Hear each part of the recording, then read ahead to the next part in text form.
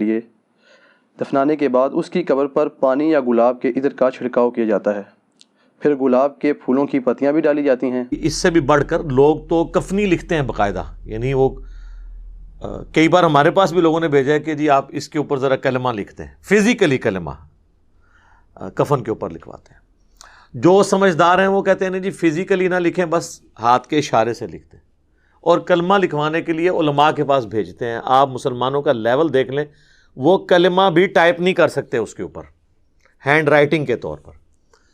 اسی طریقے سے بعض لوگ حج اور عمرے کے لیے جب مکہ شریف جاتے ہیں، وہاں سے زمزم کے اندر بھگو کے لے آتے ہیں کفن کو۔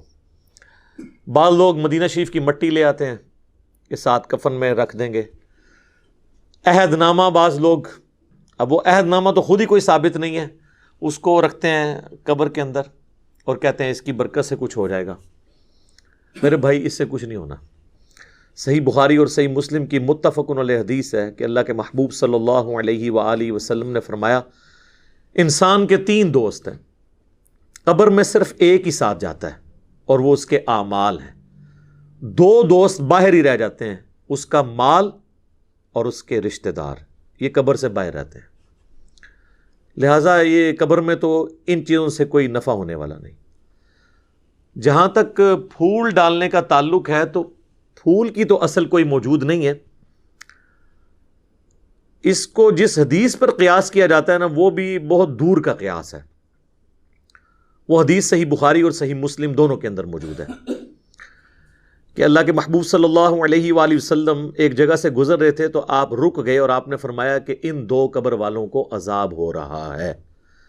یعنی اللہ تعالیٰ نے اپنے نبی علیہ السلام کو وہ غیبی خبر دے دی، دکھا دیا، اور فرمایا کہ کسی بہت بڑی بظاہر وجہ سے نہیں، ایک شخص جو ہے وہ چغلی کھاتا تھا اور دوسرا پیشاب کے چھینٹوں سے نہیں بچتا تھا۔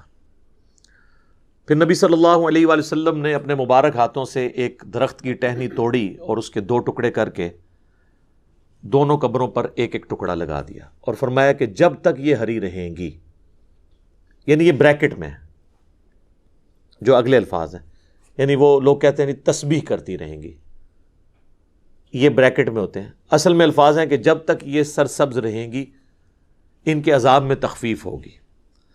اب اس حدیث کے تحت بعض لوگ یہ کہتے ہیں کہ چونکہ ہری جو ٹہنیاں ہیں وہ زندگی کی علامت ہے، اور وہ زندہ چیز جب اللہ کا ذکر کرے گی تو اس کی برکت سے قبر والے کو نفع پہنچے گا۔ اب یہ سب کچھ ایکسپلینیشن ہے، اس حدیث میں یہ الفاظ نہیں ہے، اور اس ایکسپلینیشن کے ساتھ آپ اختلاف بھی کر سکتے ہیں۔ اس کی وجہ یہ ہے کہ چیز کوئی ہری ہو یا سوکھ جائے، دونوں حالتوں میں اللہ کا ذکر کرتی ہے۔ سورہ بنی اسرائیل میں آیا نا کہ کوئی ایسی چیز نہیں ہے جو اللہ کی حمد کے ساتھ اس کی تسبیح نہ کرتی ہو، مگر یہ کہ تم اس کی تسبیحات کو سمجھ نہیں سکتے۔ سورۃ الرعد میں آیا کہ یہ جو بجلی گرجتی ہے، الرعد، یہ بھی اللہ کا ذکر کرتی ہے۔ صحیح بخاری کے اندر موجود ہے، حضرت عبداللہ ابن مسعود کہتے ہیں کہ بعض اوقات ہم اللہ کے محبوب صلی اللہ علیہ وآلہ وسلم کے ساتھ کھانا کھا رہے ہوتے تھے تو وہ جو لقمہ ہم اٹھاتے تھے ہم اس کی تسبیح کی آواز بھی سنتے تھے، یعنی حضور علیہ السلام کی موجودگی کی برکت سے یہ معجزہ عام لوگوں پہ بھی ظاہر ہو جاتا تھا، وہ اسے آبزرو کر لیتے تھے۔ تو کوئی خشک چیز ہو یا کوئی تر ہو، ہر چیز اللہ کا ذکر کرتی ہے۔ بعض محدثین کا یہ موقف ہے کہ یہ حضور کے ہاتھوں کی برکت ہے کہ آپ علیہ السلام نے اپنے مبارک ہاتھوں سے وہ ٹہنیاں لگائیں اور اس کی وجہ سے ان کے عذاب میں تخفیف ہو رہی ہے، تو یہ بات زیادہ وزنی لگتی ہے۔ بہرحال اس سے اصل ثابت ہو گئی کہ آپ ٹہنی لگا سکتے ہیں۔